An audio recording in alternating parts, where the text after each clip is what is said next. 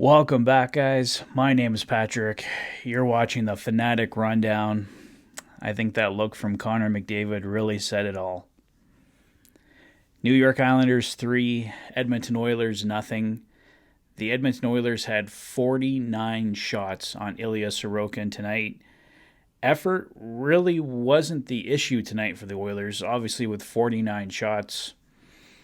They were attacking all night. They were really strong in the third period, especially trying to find a way to get into this hockey game. But as was mentioned throughout the night on the broadcast, the Oilers were simply goalied.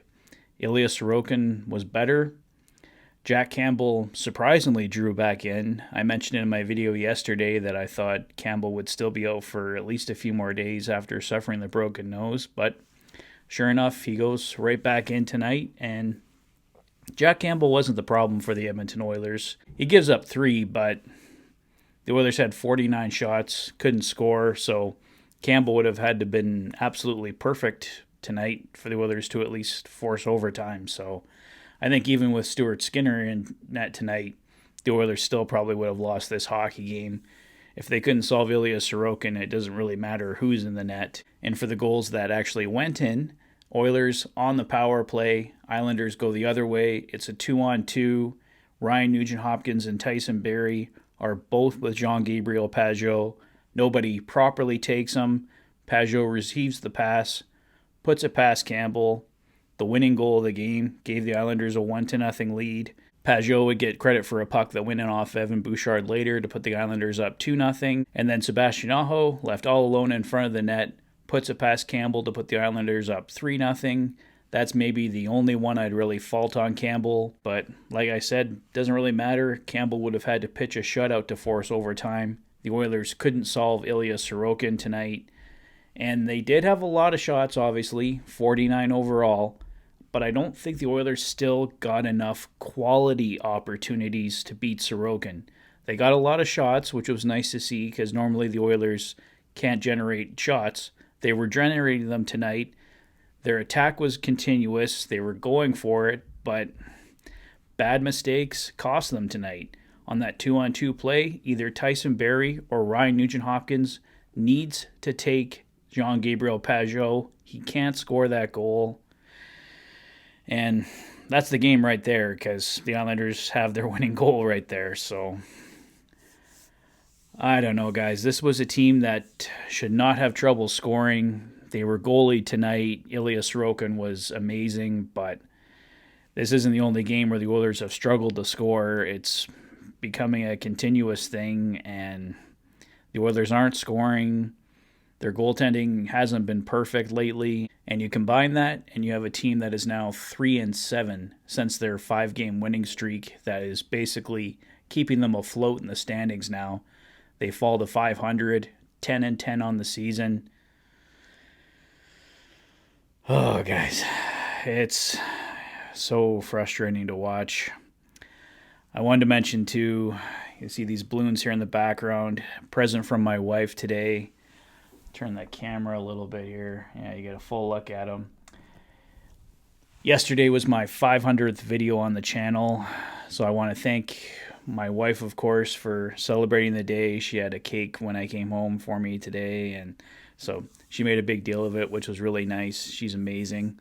And I want to thank all of you out there for sticking with me through 500 videos. For those who've joined me along the way, welcome. I really wanted to come into tonight's video super happy, positive, because the Oilers had come through. But we're here talking about a 3-0 loss, so really frustrating. It was a really great day, and I wanted this to kind of cap off the day even better. But here we sit, Oilers 10-10. They can't score, so there's no goals to talk about. As I mentioned, I don't blame this loss on Jack Campbell. A couple of the goals for sure, definitely not his fault. Maybe one, but as I've said a few times, doesn't really matter in a shutout loss how many pucks your goalie stops if the Oilers don't score any. It doesn't matter, and I don't know how long it's going to take before we see something.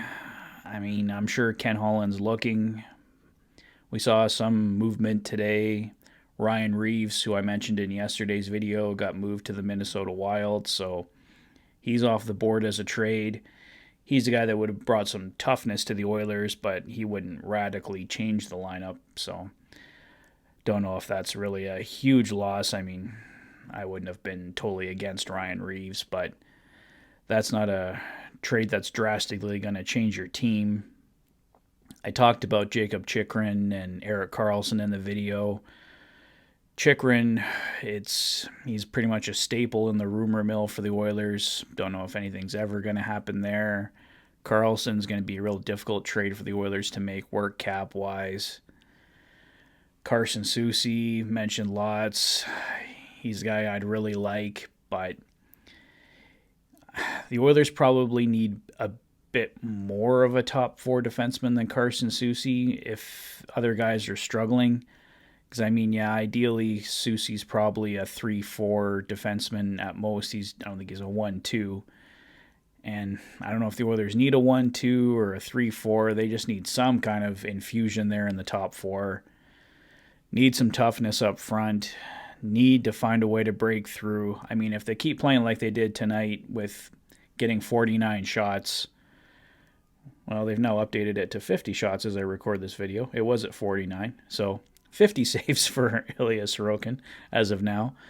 So if the Oilers keep getting 50 shots, then things are going to turn. But realistically, the Oilers probably aren't going to be getting 50 shots a night, so they have to find some kind of way to break through here. It was a step more in the right direction tonight. They were much better tonight than they were against the New Jersey Devils, but you got to find a way to get more of those quality chances. They had some tonight, but on a night when a goaltender has your number, you just got to keep grinding through. You got to find a way almost to doesn't even have to be a quality chance. You got to find some way to get the ugly goal. You got to create more havoc in front of the net, and the Oilers just ultimately didn't do enough of that tonight, and we sit here 10-10. New York Rangers up next on Saturday. I hope the Oilers can carry this forward. I feel really bad for Jack Campbell. I really wanted him to come through tonight, and I really wanted the boys to come through for him in front of him. And unfortunately, it's another loss. So I don't know, guys. I think that's pretty much all I got for tonight. Let me know your thoughts on the game in the comment section below. If this is your first visit to the channel and you like what you see, please consider liking and subscribing for all the latest Oilers content. You've been watching the Oilers Fanatic. Thanks for being a fan. Take care, guys. I'll see you soon.